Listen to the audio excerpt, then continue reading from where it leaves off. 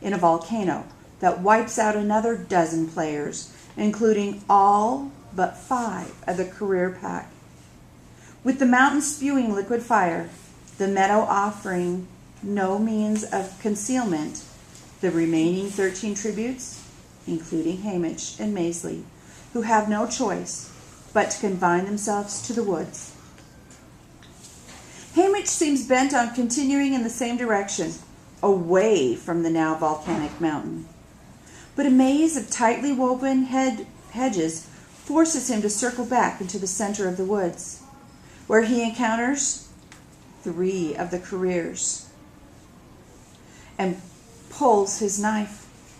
They may be much bigger and stronger, but Haymitch has remarkable speed and has killed 2 when the 3rd disarms him. That career is about to slit his throat when a dart drops him to the ground. Maisley Donner steps out of the woods. We'd live longer with the 2 of us.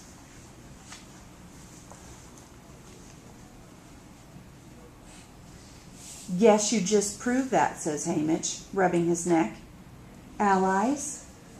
Maisley nods. And there they are, instantly drawn into one of those packs you can be hard-pressed to break if you expect to go home and face your district. Just like Peeta and me, we do better together.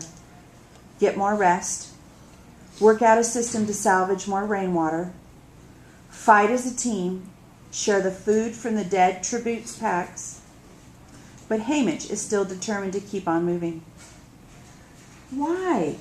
Maisley keeps asking, and he ignores her until she refuses to move any further without an answer. Because it has to end somewhere, right? Says Haymitch. The arena can't go on forever. What do you expect to find? Maisley asks.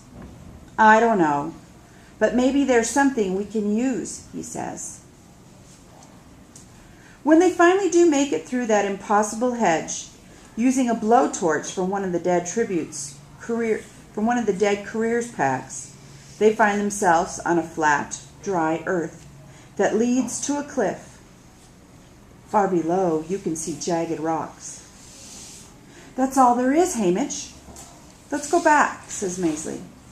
No, I'm staying here, he says. All right, there's only 5 of us left. May as well say goodbye now anyway. I don't want it to come down to you and me. Okay, he agrees. That's all. He doesn't offer to shake her hand or even look at her. And she walks away. Haymitch skirts along the edge of the cliff as if trying to figure something out. His foot dislodges a pebble and it falls into the abyss, apparently gone forever. But a minute later, as he sits to rest, the pebble shoots back beside him. Haymitch stares at it, puzzled, and then his face takes on a strange intensity. He lobs the rock aside of his fist over the cliff and waits. When it flies back out right into his hand, he starts laughing. That's when we hear Maisley begin to scream. The alliance is over. She broke it off, so no one could blame him for ignoring her. But Haymitch runs to her anyway. He arrives only in time to watch the last of a flock of cotton candy pink birds, equipped with long, thin beaks, skewer her through the neck. He holds her hand while she dies. And all I can think of is, Rue, how I was too late to save her too. Later that day, another tribute is killed in combat, and a 3rd gets eaten by a pack of those fluffy squirrels, leaving Haymitch and a girl from District 1 to vie for the crown. She's bigger than he is, just as fast. And when the inevitable fight comes, it's bloody and awful. Both have received what could be fatal wounds. When Haymitch is finally disarmed, he staggers through the beautiful woods, holding his intestines in, while she stumbles after him, carrying an axe that should deliver his death blow.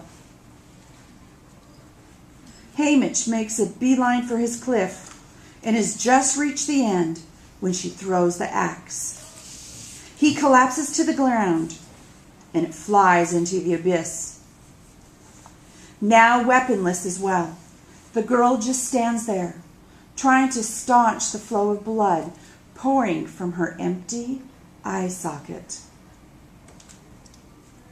She's thinking perhaps she can outlast Haymitch, who is starting to convulse on the ground. But what she doesn't know, and he does, is the axe will return. And when it flies back over the ledge, it buries itself in her head. The cannon sounds. Her body is removed. And the trumpets blow to announce Haymitch's victory. Peeta clicks off the tape, and we sit there in silence for a while. Finally, Peeta says, "That force field at the bottom of the cliff, it's like the one on the roof of the training center. The one that throws you back if you try to jump off and commit suicide." Haymitch found a way to turn it into a weapon. Not just against other tributes, but the capital too, I say. You know they didn't expect that to happen. It wasn't meant to be part of the arena. They never planned on anyone using it as a weapon. It made them look stupid that he figured it out.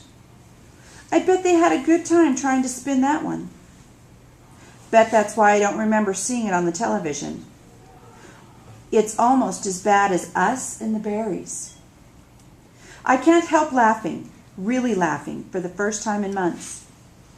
Peeta just shakes his head like I've lost my mind. And maybe I have a little. "Almost, but not quite," says Haymitch from behind us. I whip around, afraid he's going to be angry over us watching this tape. But he just smirks, takes a swig from a bottle of wine. So much for sobriety, I guess. I should be upset. He's drinking again, but I am preoccupied with another feeling. I've spent all these weeks getting to know who my competitors are, even without thinking about who my teammates are. Now, a new kind of confidence is lighting up inside of me, because I'm thinking, I finally know who Haymitch is, and I'm beginning to know who I am. And surely, two people who can cause the capital so much trouble can think of a way to get Peter home alive.